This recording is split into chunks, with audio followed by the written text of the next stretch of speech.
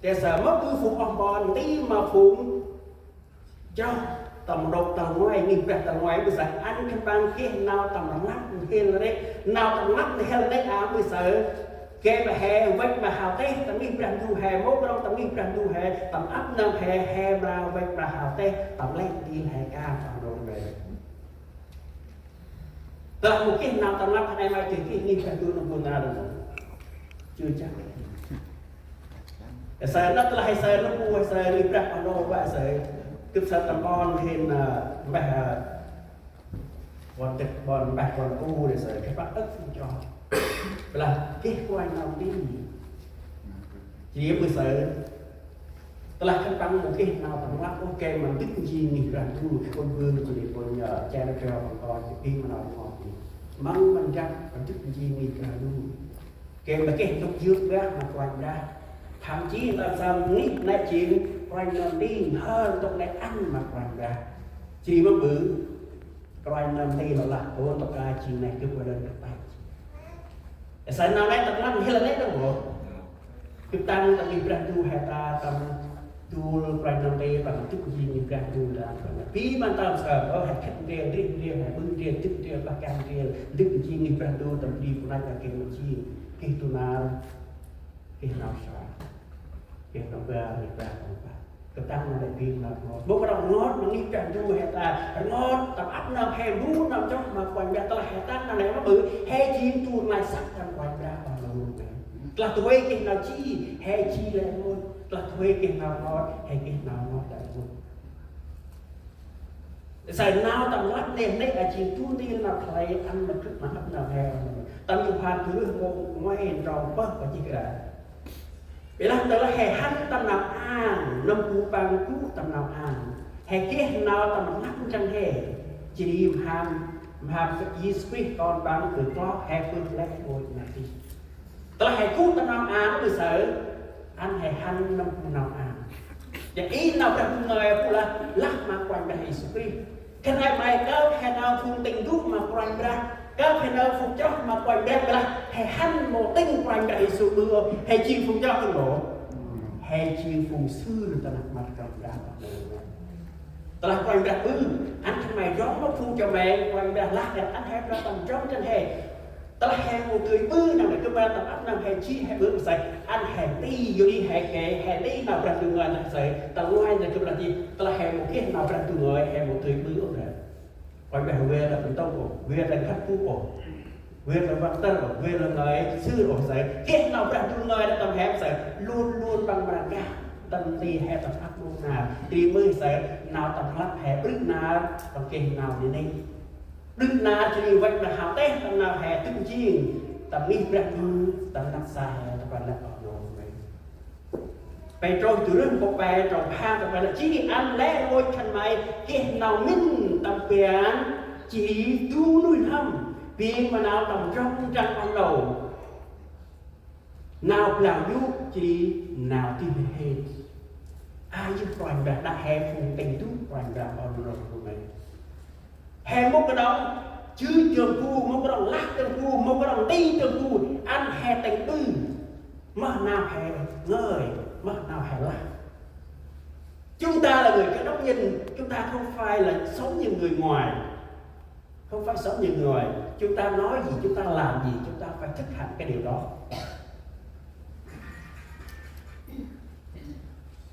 để nào cái hành ngang đi mà cứ mà hè rồi lẽ lôi thành bài cái nào mình tầm hè chi tu nuôi hầm phiên mà nào tầm trong trăng ống nào thì hay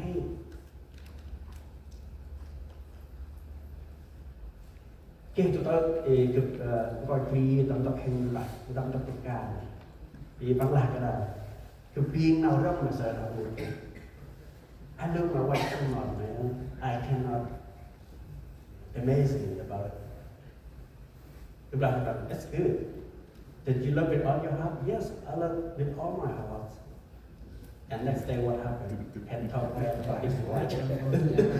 that's his love that's true you know thì kia tụi mình ta tâm ca về đây mình xem lại chụp rất mình sợ ồn chụp rất bằng lấy điên thầm tụi làm mày rất nhất bằng thấy tụi rất lấy điên thầm kia chúng ta đây hàng ca nó sợ Kevin my wife, man. She never cooked for me. I said, brother,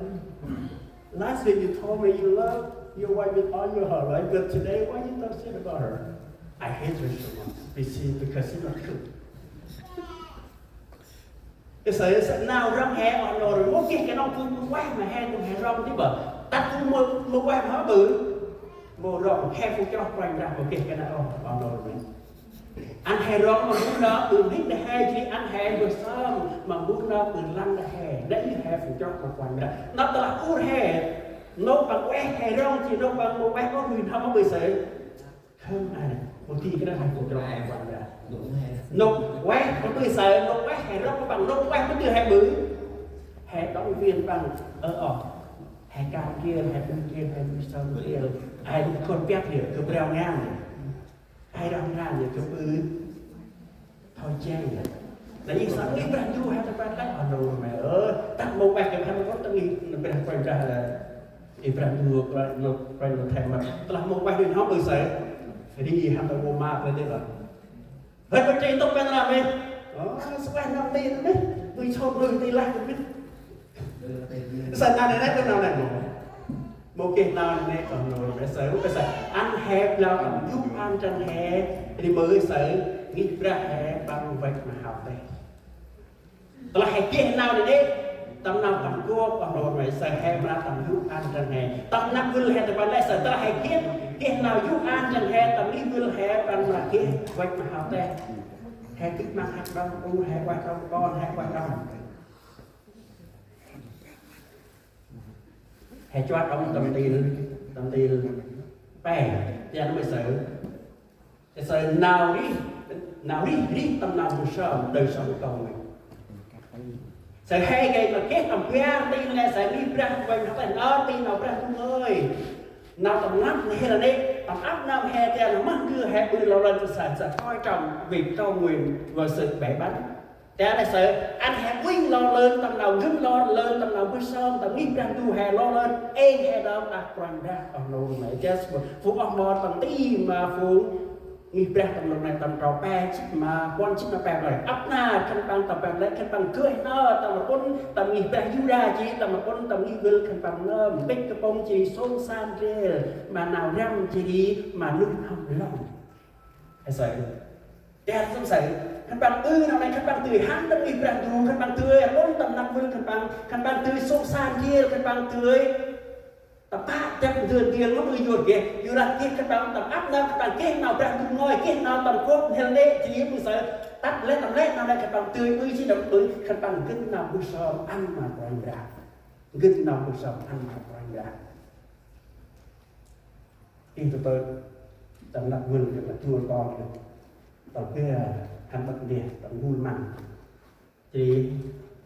bằng mình là mà nào ca này chỉ quay hay sợ với sợ tầm vui mang đây chỉ con cũng nên bằng tăng biết chân bằng qua là chỉ bằng sóc điện hẳn sóc con để sóc chân bằng độc ca này tua sóc chân độc ca là bằng một kích có tròn bằng ba là GPS kèm với chui tròn là chỉ to gừng điện là to gừng điện là chỉ bằng qua kích chỉ đều mà bách bằng chỉ hình hàn tắt là này thì là cũng ốp là bằng nó phải nộp bài lăn được mày cũng khi nào chi được mày thì là cái này nhé khi nào cũng cứ lưỡng người tắt tông trong đây cấm đến đi cái bự cái này mày kịp lắm cứ black băng chỉ black băng well băng bây giờ một cái nào cô đen chỉ một cái nào một sao bộ nên tao vừa nào đấy thì đi mà cứ bằng đồ vậy tầm lét đi nào tắt tầm áp đi đưa tắt cái sợi ăn hèn dinh nào một sao là lớn đã quan ra mặc dù tầm nặng xa hè rồi tầm nghiên cứu rồi tầm lá u sai tầm nhẹ u sai tầm đi brand du hè rồi tầm lá đi brand du hè tầm nhẹ tầm đi brand du hè bây giờ ăn hè rất lo brand du lo đi giờ sẽ cùng ăn tầm rau hè tầm lo lên ăn bảy chuối lo con phải đánh brand du chỉ tầm lẽ nào thành mãi với bằng làm đó là ít quanh ra là sẽ tầm lẽ nào hay bự tầm lẽ can hay ba ăn hay gứt lo quanh ra trước chỉ khăn ai mai hai bộ từ sai quanh ra ô bạn du chỉ chỉ con mang từ hai người nói là quanh ra mang từ hai người nói cái sự tương giao cái sự tiếp nối chúng ta với Đức Chúa Trời bởi lời câu của tôi và bạn vì hay chơi tầm cốt đã quay ra hay chơi buổi sớm đã ra được bất cứ lúc nào mỗi cái ông đặt quay đi ra với thuyền con buổi sớm mỗi cái ông quay nằm tí được thuyền con buổi sớm mỗi cái ông thuyền cán đi ra thuyền con buổi sớm tập áp nằm cướp chỉ khai bài con xe phun đâm của rai của un ru của plon ru hay chơi buổi sớm đặt ra từ 24/24 đặt năng hè vi lo mà đi ra hè vi lo mà nắc xa hè đã từ xưa hè ngưng quanh ra ăn lời và cời nó lại chi đâm mổ tâm sức nào rằng từ người Philip có quan trọng bản chất là lỡ ta không ai con vi mà chúng tin được ông bị là tầm lẽ thôi đưa mà nào buổi sớm mà nào vừa chỉ mà nào tầm nề tầm bao hôm nào khăn mày đem mà bằng đủ chi đi nào đặt mang ra đủ lao lên mà lẽ thôi nào là mình mà chắc quên tầm lưng hầm khăn mấy chi nào mình khăn mấy tầm quan đại Jesus ít nào đi bol và chỉ là ăn hành kinh lo tầm nào cũng sao từ ngoài ra mình xài hàng ngứt nào tinh chui lòi nào bằng thùng ơi tìm kia hay chưa tầm mắt hay để mai mình sẽ ăn hàng ngứt nào bằng thùng ơi để chi nào được sớm còn nô của mình đằng suốt nào bằng thùng ơi là mà chưa có bao giờ bạn chân không thì chưa không thì sai không thì cu mà bắp ăn mà mày tầm lẽ đưa cái này mày kia hay chui lời chỉ hay lơ bư nước bằng làเป็นcáiที่หมดcái đóกูvề hành chỉ hành lòi bắt đi chỉ bây giờ nào đang đời tí được rồiกูพวกแกต้องมีอะไรกันโมเวกินกูละแฮปปี้ทั้งสองกูก้าวให้จีนกูดิมอที่บอกแต่อันนั้นกูสุดเราเป็นเงยlà học loว่าจันทร์ถึงkiaช่วยhọcถึงใส่แฮปปี้แต่ไหนไม่ได้ให้จันทร์เป็นดูแฮตั้งนาวแฮปปี้เชื่อตั้งนาวแฮตั้งนัดตั้งโค้งตั้งแฮมันไม่เสื่อมีเพียงตั้งไว้ตั้งมือตั้งตั้งป้าตั้งเดือตั้งtách mi bia các bạn kia đã cướp mô đã khai bài tách mi bia ở nơi của mình cướp mô đã khai bài tách đi cho nên hay cái nón đi nào ra người nào tầm lắm hay là đấy thì tầm nào cũng sợ nói tầm là hay là sợ anh hay tình chui đến tầm nào cũng sợ khai bài về hành chui bạc hiên khai bài các công ty khai bài về chui bạc hiên thì hành can neo hay chui tầm quanh ra ăn hay gân tầm nào cũng sờm chỉ hay tình chui tầm nào cũng sờm tí tầm nào đang tu ngồi tí tầm nào tầm cơm chân hè đi ra tu hè mà nào vậy thả tê tầm lắc xe hè mà cái nào đặt bằng hè cho tầm thì tầm đến quảng nào tầm lắc tu nuôi hầm sai nào tầm lắc tu nuôi hầmแต่sai nào tầm lắc tu nuôi hầm tầm trong quan chích mà bè bêจะแลกngôiผู้นำเจ้าคุ้มที่จีอักนาấp tin đưa tầm bát kia thì lại khăn bằng tách nghĩ chỉ đi chắc đưa khăn bằng ở tầm bát trang khăn bằng ấp nơm tinh năm nào đưa để sẽ phun nghĩ đặt tầm ngoài khăn bằng tách ni tách kia thì tầm bát thì khăn bằng tầm khốp sông xa kia thích cái công điếu sẽ để chỉ nào tầm lát theo đây bằng đồ để cướp vậy là máy tầm ấp hayประนำดีขนาดไหน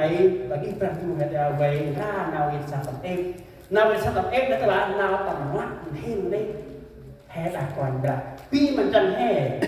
คือไปโอ้แต่สิตำการขนาดไหนคิดถึงต่อสิตำการý nghĩa cái thầy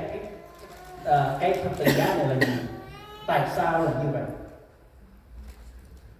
tại sao tập tám cái a chỉ tắt lên ở mấy cái sợi thành đứng như vậy chỉ hai sợi mới đi ở mà khi răng cái đà tức là cái này chúng ta sẽ giao tiếp với Đức Chúa Trời cái này chúng ta thông công lẫn nhau ôi được ạ đó là cái ý nghĩa của từ giá he tầm cốt đang quanh ra mỗi cái nông tầm cốt đang quanh ra tầm cốt chân he chim con đâu he chim tu nắc xa he chim tu lai sắc tầm ra điแต่สัตว์ชุมรักขณะใบตักนี้ตังเจน้องพวกเอาโลตังไว้ปืนเสนอชุมรักตังอัพมีประตูแห่ตละแห่ปืนตู้อายน้องพวกมีประตูตังไว้ปืนชุมรักแห่มkhách thì quý gậy dừng một tháng tí vậyชุมanh tùng trung bình tầngมีประตูแห่บากการtầng tu về